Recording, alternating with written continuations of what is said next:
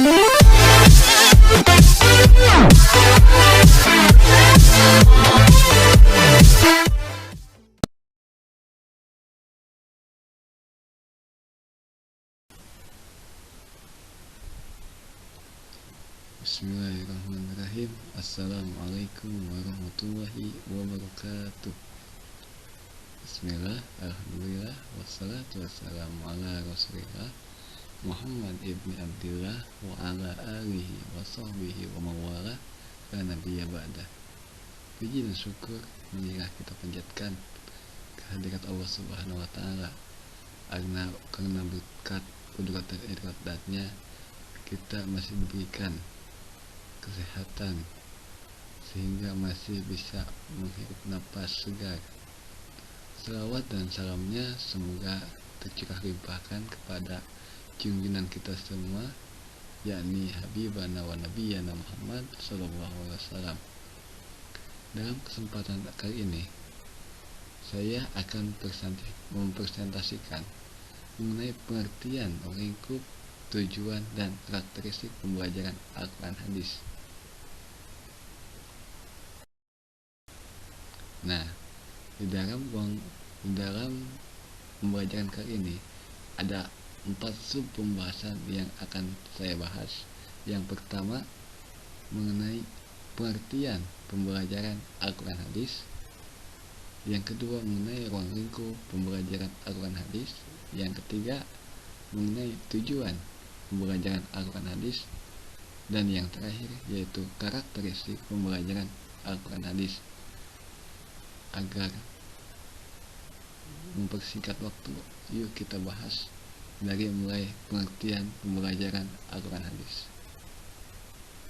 Nah, pengertian pembelajaran Al-Quran Hadis secara terminologi, pembelajaran Al-Quran Hadis diartikan sebagai proses mempelajari dan memahami ajaran-ajaran Islam yang terkandung di dalam kitab suci Al-Quran dan hadis Nabi Muhammad SAW.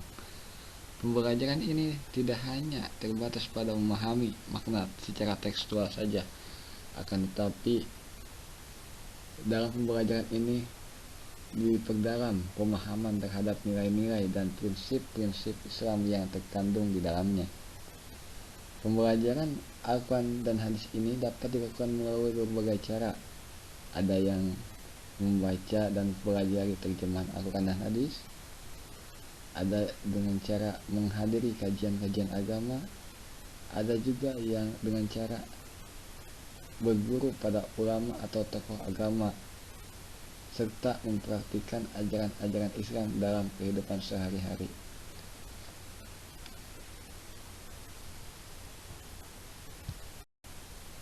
Selanjutnya mengenai ruang lingkup pembelajaran Al-Quran Hadis. Nah, ruang lingkup pembelajaran Al-Quran dan hadis ini mencakup berbagai aspek kehidupan, baik yang bersifat personal maupun sosial. Berikut beberapa ruang lingkup pembelajaran Al-Quran dan hadis. Yang pertama ada tafsir Al-Quran. Pembelajaran tafsir Al-Quran ini membahas mengenai pemahaman terhadap ayat-ayat Al-Quran dan maknanya dalam kehidupan sehari-hari. Yang kedua yaitu hadis Nabi Muhammad SAW. Pembelajaran hadis Nabi Muhammad SAW ini membahas mengenai pemahaman terhadap riwayat-riwayat hadis Nabi Muhammad, baik yang berkaitan dengan akidah, ibadah, muamalah, akhlak maupun yang lainnya. Yang ketiga yaitu fikih Islam. Pembelajaran fikih Islam membahas hukum-hukum Islam yang berkaitan dengan ibadah dan muamalah, seperti contohnya sholat, zakat, puasa, dan yang lainnya. Yang keempat yaitu sejarah Islam. Pembelajaran sejarah Islam ini membahas perkembangan Islam dari masa awal hingga sekarang, termasuk peristiwa-peristiwa penting dan tokoh-tokoh penting yang ada di dalam sejarah Islam. Yang kelima yaitu akidah. Pembelajaran akidah Islam ini membahas keyakinan, kepercayaan di dalam ajaran Islam seperti keimanan kepada Allah, malaikat, kitab-kitab suci, rasul-rasul, hari akhir, dan takdir. Yang keenam yaitu akhlak. Pembelajaran akhlak Islam ini membahas perilaku dan tata cara hidup dalam Islam seperti adab, sopan santun, moralitas, dan tata krama maupun yang lainnya. Ruang lingkup yang terakhir yaitu sains dan teknologi Islam. Pembelajaran sains dan teknologi dalam Islam ini membahas kontribusi Islam dalam bidang ilmu pengetahuan dan teknologi seperti matematika, astronomi, kedokteran, dan arsitektur. Ruang lingkup ini sangat luas dan memberikan pengaruh yang sangat besar bagi kehidupan individu maupun masyarakat.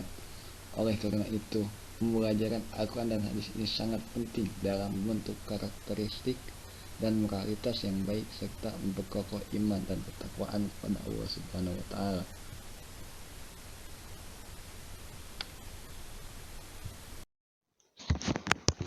Lanjut ke tujuan pembelajaran Al-Quran hadis. Menurut Undang-Undang Nomor 20 Tahun 2003 tentang Sistem Pendidikan Nasional di Indonesia, mengakui betapa pentingnya pembelajaran Al-Quran dan hadis sebagai bagian dari pendidikan agama Islam. Menurut Undang-Undang Nomor 20 Tahun 2003, tujuan pembelajaran Al-Quran hadis yaitu yang pertama untuk meningkatkan keimanan dan ketakwaan kepada Allah Subhanahu wa taala agar memperdalam pemahaman terhadap ajaran Islam dan meningkatkan keimanan dan ketakwaan kepada Allah Subhanahu wa taala. Yang kedua yaitu untuk menumbuhkan sikap toleransi dan menghargai perbedaan pendapat antar umat beragama. Yang ketiga yaitu untuk membentuk karakter dan moralitas yang baik, sehingga dapat menciptakan masyarakat yang taat beragama dan memiliki moralitas yang tinggi. Selanjutnya yaitu untuk menjaga persatuan dan kesatuan umat muslim dengan mengedepankan nilai-nilai keislaman yang universal. Yang terakhir yaitu untuk mengembangkan pengetahuan dan keterampilan dalam mempelajari ajaran Islam serta membantu meningkatkan kualitas kehidupan individu dan masyarakat. Dengan mengakui betapa pentingnya pembelajaran Al-Quran dan hadis ini sebagai bagian dari pendidikan agama Islam, undang-undang ini bertujuan untuk menciptakan masyarakat yang taat beragama, toleran, dan memiliki karakter dan moralitas yang baik. Materi yang terakhir yaitu mengenai karakteristik pembelajaran Al-Quran hadis. Berikut adalah beberapa karakteristik pembelajaran Al-Quran hadis. Yang pertama, berbasis pada teks suci. Pembelajaran Al-Quran dan hadis ini berbasis pada teks suci, yaitu Al-Quran dan hadis Nabi Muhammad yang merupakan sumber utama dalam memahami ajaran Islam. Yang kedua yaitu mendorong refleksi dan kontemplasi terhadap ajaran Islam sehingga individu dapat memperoleh pemahaman yang lebih dalam dan bermakna. Yang ketiga yaitu mengutamakan nilai-nilai moral dan spiritual dalam kehidupan seperti keimanan, ketakwaan, kejujuran, toleransi, dan kasih sayang. Selanjutnya yaitu mengintegrasikan aspek personal dan sosial sehingga individu dapat mengembangkan diri secara holistik dan memperbaiki hubungan dengan masyarakat.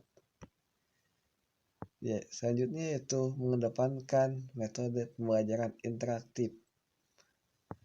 Pembelajaran Al-Quran dan hadis ini mengedepankan metode pembelajaran yang interaktif seperti dengan metode diskusi, tanya jawab, dan presentasi, sehingga individu dapat terlibat dalam proses pembelajaran dan meningkatkan pemahaman. Karakteristik yang terakhir yaitu mempertimbangkan konteks sosial dan budaya. Pembelajaran Al-Quran dan hadis ini mempertimbangkan konteks sosial dan budaya dalam penerapannya, sehingga dapat diterapkan dengan baik dalam kehidupan sehari-hari. Mungkin cukup sekian materi yang dapat saya sampaikan. Mohon maaf apabila masih banyak kekurangan dalam isi materi maupun penyampaiannya. Sekian dari saya. Wassalamualaikum warahmatullahi wabarakatuh.